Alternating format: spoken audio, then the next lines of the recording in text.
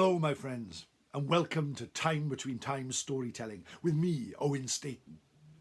Gosh, it's scorcho out there today. The sun is shining and roaring down upon us. But we can always sit back for a tale at the time between times, and that's exactly what we're going to do. Thank you for joining me. This is the place you can leave all your worries and your cares behind and listen to a tale traditionally told by a storyteller. And today we go to a magical place. Loch Ness in Scotland, a place full of myth and legend, a place where monsters live, a place where the water is so deep that no one can reach the bottom, a place of wonder. So sit back and join me at the fire pit. Both the sun and the moon are in the sky, and we can feel the veil between our world and the fairy world get bigger, just for a few moments. We can reach into their realm, and for a few moments they can reach into ours. Now is the time that people see lights in the sky. Now is the time that people see ghosts and fairies. Now is the time that out of the corner of their eye they might see something slide across the loch before vanishing under the water. Let me tell you the tale of Loch Ness. For many, many years, people have sighted some great beast that lives under the seabed water there. This creature slides around, pops its head out and vanishes, sometimes for weeks, months and maybe years. Many scientific expeditions have been there to try and disprove or prove the existence of the beast, and many have come forward and said there is nothing there, only for sightings to continue later, weeks later, days later, months later, years later. The beast will not be silent. Sightings go back hundreds of years, over 1,000 years, 1,500 years, and I will tell you about the first recorded sighting of the great beast in a tale involving St. Columba, who lived on the banks of the Loch. But how did the Loch get there? Years ago, it was a valley, a lush and fertile green valley. There were farms. There were houses, there were churches, there were villages, all living a happy life there. And the reason for that was there in the middle was a magical well. It had a great stone as a cover, and everyone knew that the well had been placed there by the fairies thousands of years ago in order to give sustenance to the people who lived by. The water was crystal clear, and even a small sip was enough to satisfy the hardest of thirsts. But there was a rule. And the rule was that the cap must always be placed back on the well after its use. Otherwise, the magic would run out of control. For many years this happened, but one day long ago, a lady from a farm nearby, who just had her first child, wandered, as she always did, down to the lake to get water for the day with her bucket. When she reached the well, she looked inside, moved the stone to the side, and looked at the crystal clear waters within.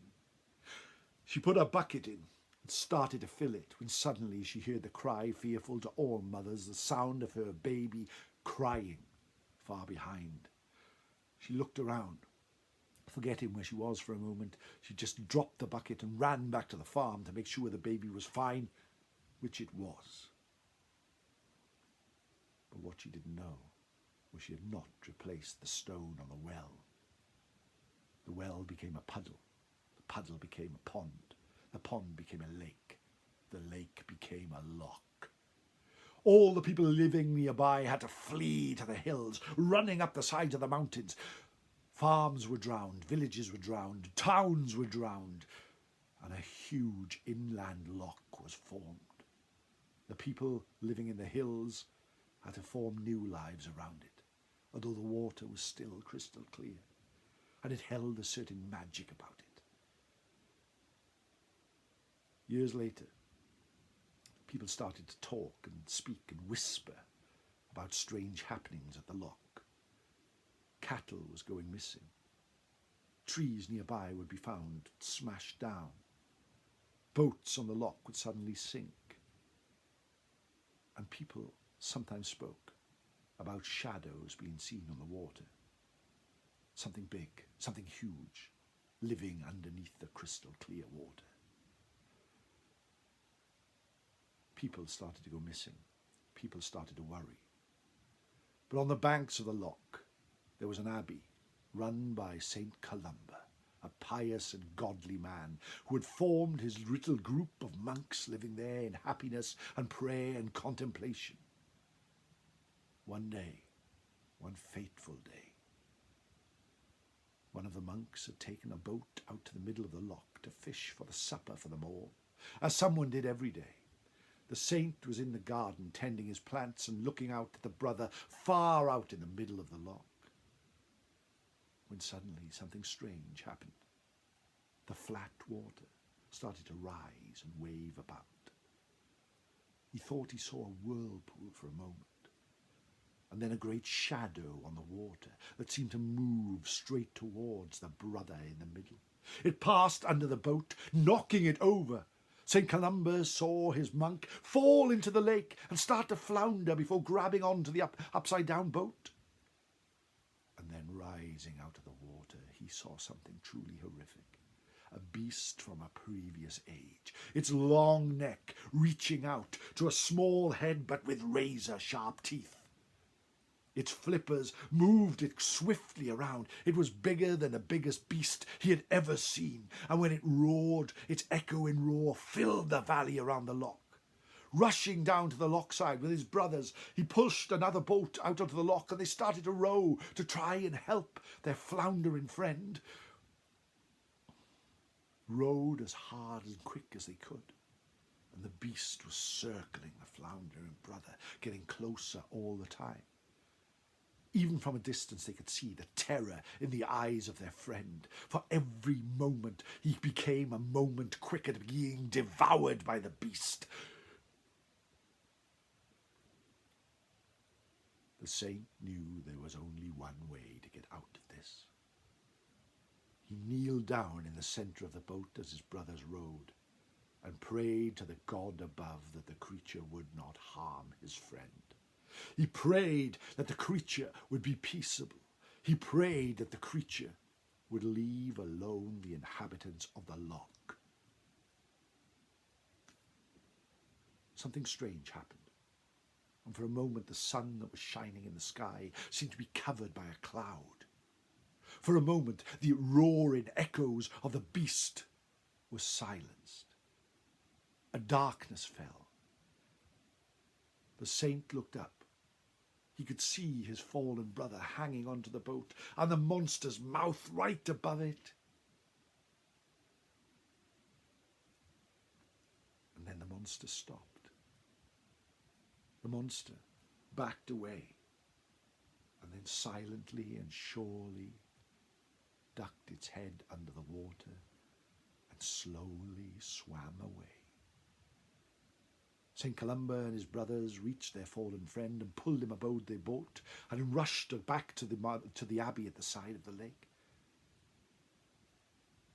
They all sat there in thanks and contemplation as they slowly watched the other boat sink beneath the waters. But their friend was unharmed. That, my friends, was over 1,500 years ago, and there is no recorded attack by the monster since. The prayers of St. Columba saved the monks on that day and continue to have an effect. For even though the creature is often seen, never since has it attacked anybody. Hundreds and hundreds of years have passed. Hundreds and thousands of sightings of this beast. It is truly a magic place. A veil of the time between times is very thin there. If you go there, you can sense it.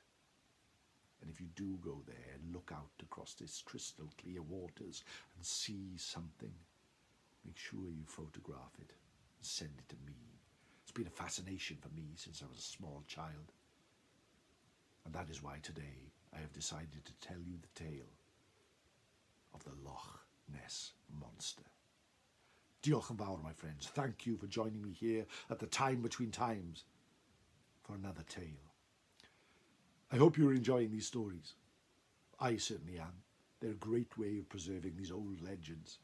If you have any suggestions or anything you'd like to see me or hear me tell, please write to me at owenstaton@aol.com. I have a podcast, Time Between Times podcast, and that is going really well. Wherever you get your pods, have a listen. The tales are longer and more in depth, and I also do some relaxing, mindful listening sessions. Please have a listen and leave a review. That would help me greatly. If you would leave a like on this video or a comment, that would be fantastic. And if you haven't subscribed, please do so. That really helps me. You can follow me on Twitter at Owen S. Griffiths. And of course, if you're feeling really generous, why not buy me a coffee at ko-fi.com/Owen Staton. In the meantime, take care, my friends, and join me again at the Time Between Times. No stop.